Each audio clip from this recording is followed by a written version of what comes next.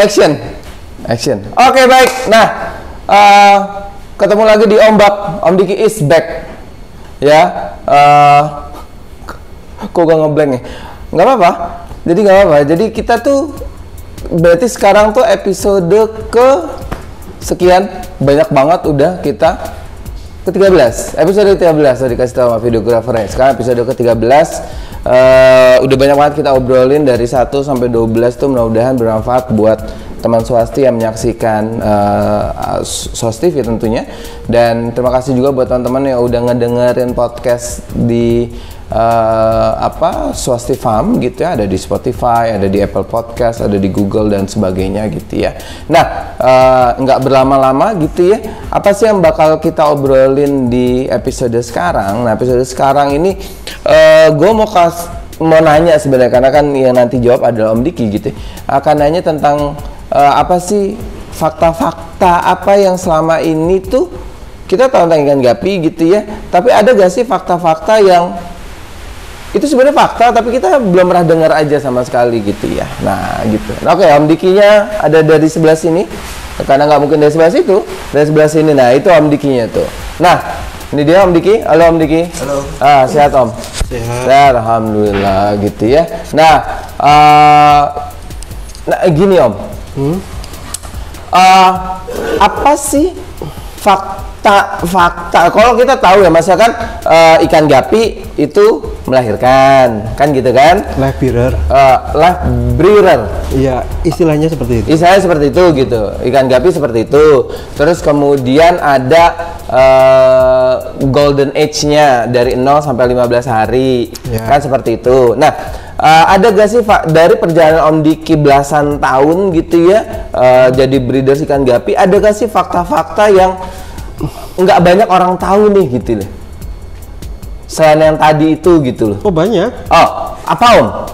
Banyak itu apa? Ya salah satunya kalau orang piara gapi kan kebanyakan harus pakai aerator. Nah itu kan salah satunya. Terus lampu harus hidup terus. Itu sebenarnya enggak. Oh jadi faktanya adalah ikan gapi itu nggak butuh pakai aerator gitu? Nggak butuh pakai aerator? Nggak. Aerator itu cuma dibutuhkan untuk masalah kepadatan sih sebenarnya. Kepadatan apa tuh? Populasi. Oke. Jadi ikan gapi itu ya mungkin faktanya ya, bahwa ikan gapi itu sebenarnya nggak butuh pakai aerator. Nggak. Terus kemudian ikan gapi itu nggak butuh juga tuh penerangan 24 jam, nggak butuh. 24 jam nggak butuh tuh? Nggak. Artinya mau dihidupin mau dimatiin sama aja? Ya seperti alam aja dia. Disesuaikan dengan alam. Kalau kita biaranya outdoor sih nggak ada masalah ya, tapi kalau indoor kan ya harus ada penerangan supaya terang. Iya betul. Nah, terangnya itu ya disesuaikan dengan hampir sama seperti alam lah. Oh gitu. Gitu sih. Jadi kalau siang itu kita terangin aja, kalau malam dimatiin ya matiin aja gitu ya. Kan jadi ada orang yang bilang, harus nyala terus biar ekornya jangan melipet karena ikannya kalau mati lampu kan ada gelap, ada beberapa ikan yang tiduran di bawah. Mereka beranggapan kalau itu akan membuat ekornya melipat. Itu salah kaprah. Oh oke gitu. Nah kalau ikan itu berarti ikan gapi itu kalau tidur berarti dia diem aja gitu? Diem. Nggak harus celentang ya, maksudnya celentang apa deh? Rebaan gitu? Nggak harus rebaan? Ada dua macam, dia ada yang memang di bawah. Ada rebaan gitu ya, gue pegelnya berang terus gitu, gue rebaan aja deh gitu. Sama ada yang di atas sih. Ada yang dia diem aja gitu? Tapi diem. Oke. Itu faktanya juga tuh. Jadi ikan gapi itu kalau tidur itu ada dua tuh, ada yang di bawah gitu ya, ada di dasar akuarium, dia ada di dasar akuarium, atau kemudian dia ada di atas, tapi dia diem posisinya gitu ya. Posisinya diam dia. Oke. Jadi itu fakta berikutnya itu. Ada lagi gak Om? Sebenarnya banyak tuh, saya kebanyakan lupa sih ya. Apa-apa aja. Tadi gue baca. Kalau misalkan ternyata ikan gapi itu udah bisa melahirkan, udah bisa reproduksi di usia muda banget, 1,5 bulan. Nah itu dia bener. 6 minggu. Betul. 6 minggu itu udah bisa bereproduksi. Betul, karena sebagian ikan yang memang perawatannya bagus, umur 1,5 bulan 6 minggu dia udah besar. Oke. Udah udah dapat bisa buat beranak lah.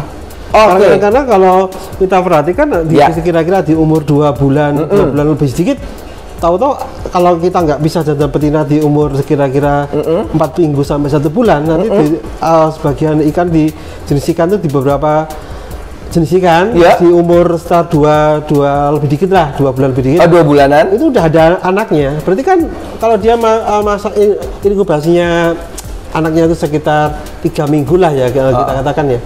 Berarti kan waktu 1,5 bulan dia udah ini. Udah produksi. Udah. Jadi artinya kalau untuk breeders ya itu yang dilakukan di Swasti Farm ya. Misalkan udah di usia sebulanan itu pasti dipisah gitu ya. Iya. Dipisah agar kemudian nggak jadi pernikahan dini tuh gitu. Ya fungsinya dipisah tuh banyak. Oke. Bukan cuma itu. Ini fakta juga nih. Kenapa tuh? Kenapa harus dipisah? Iya. Ya karena pertama, seperti tadi supaya jangan kawin muda.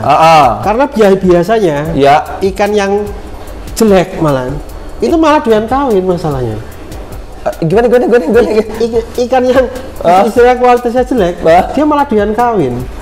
Gue mau kemana-mana pikir. Kalau ikan yang bagus biasanya malah susah dia. Oke. Lebih ikan yang jelek yang malah suka doyan kawin. Itulah kelebihannya ikan jelek. Ikan kualitas jelek kelebihannya dia doyan kawin. Dia karena dia nggak punya apa-apa, punya itu doang kali gitu. Wajar aja gitu kan. Muka biasa aja kan gitu kan. Yang penting kawin. Penting kawin gitu. Iya. Oke. Nah itu faktanya. Itu faktanya yang pertama. Itu bukan yang pertama, tadi udah banyak banget tuh. Terus ada lagi. Ada lagi apa lagi? Supaya kita bisa menyesuaikan posisi jantan dan betina. Jangan seperti nanti waktu umur sebulan kita belum bisa. Tahu-tahu di umur 2 bulan jantannya cuma 1, betinanya 20. Buat apa? Oke. Jadi kan waktu kita bisa sesuaikan. Misal jantannya 5 ya, betinanya paling ya 7 atau 8 lah. Jangan sampai kebanyakan. Karena betina apa? Ngabisin makan. Oke. Itu. Ini betina ikan gapi ya? Iya. Fungsinya seperti itu. Terus ada lagi perlakuan makannya juga udah beda. Oke, ketika dipisah tuh. Iya, perlakuan makannya beda. Ikan jantan perutnya kecil. Ikan jantan perutnya kecil. Betina besar kan? Makannya pasti harus lebih banyak yang betina. Kalau kita makan porsinya sama, pasti yang betina kalah besar sama jantannya. Oke. Itu banyak yang orang nggak tahu. Jadi maksudnya gini, karena kan perutnya betina itu jauh lebih besar dibandingkan jantan. Iya. Kalau dijadiin satu, nggak dipisah. Iya. Efeknya apa tuh? Ya seringnya kalau kita makannya kurang, jantannya besar, betinanya kecil. Seperti itu. Karena kita kan kalau kasih makan kita, ini sudah kenyang. Tapi padahal sebelumnya sebenarnya yang betina belum. Jadi memang harus dipisah. Dan lagi karena kapasitas perutnya beda gitu ya. Lebih besar kan? Kapasitas perutnya beda ya. Terus ya memang perlakuan makannya beda. Misalnya kalau kita pakai Artemia, kita kalau kasih makan Artemia betina boros. Karena dia makannya lebih banyak kan. Dan fungsinya untuk betina Artemia nggak begitu ngefek ke keindahan ya, tapi kan kalau yang kita lihat di gapi keindahan kan di jantan masalahnya. Jadi dia memang harus banyak makan di Artemianya. Seperti itu. Oke.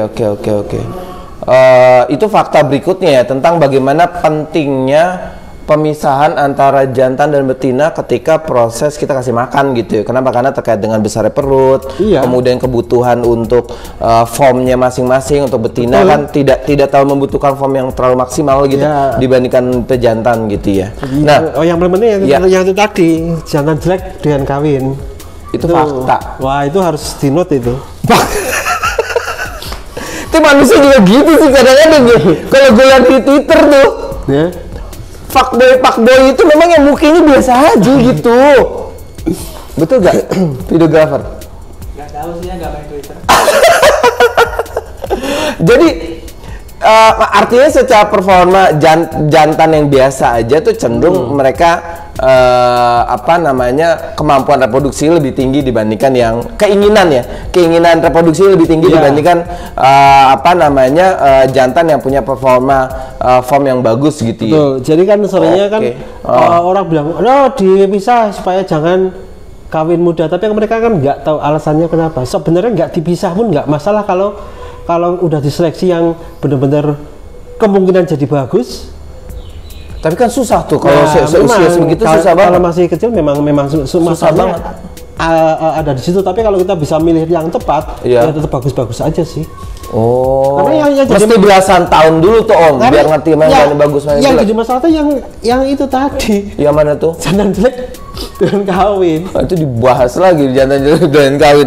Nah, iya benar juga, iya pasti benar lah. Maksudnya ternyata faktanya bukan hanya sekedar misain itu bukan hanya sekedar mencegah pernikahan dini, tapi terkait dengan kebutuhan konsumsi dari masing-masing, dari masing-masing betina ataupun jantannya. Kenapa? Karena mereka punya kebutuhan konsumsi yang beda-beda tuh, yang berbeda antara jantan dan betina gitu ya. Oh, itu dia tuh. Nah, kalau teman Swasti punya fakta-fakta lain yang mau dikasih tahu, nah jangan lupa untuk komen di kolom komentar. Sebenarnya banyak sih yang kalau fakta atau mitos, tapi saya banyak yang lupa. Tapi kalau ditanya saya tahu. Oke. Nah banyak banget fakta-faktanya. Mungkin nanti kita saling ngelengkapin fakta-faktanya. Tulis di kolom komentar. Kalau misalkan nanti ada kesempatan, nanti kita bisa bahas apakah itu benar-benar fakta atau enggak kan gitu ya. Oke, itu dia untuk episode ke-13 untuk di Ombek sekarang gitu ya. Dan terakhir jangan lupa untuk dengerin podcastnya, audio filenya di podcast di Spotify ataupun dimanapun juga channel podcast ada di Indonesia. Aku Dodi Sofyadi, Marketing Director dari Swasti Farm. Saya Diki Chandra. Atau kita kenal sebagai Om Diki, Research and Development Director dari Swasti Farm. Sampai jumpa. Keplong. Oke.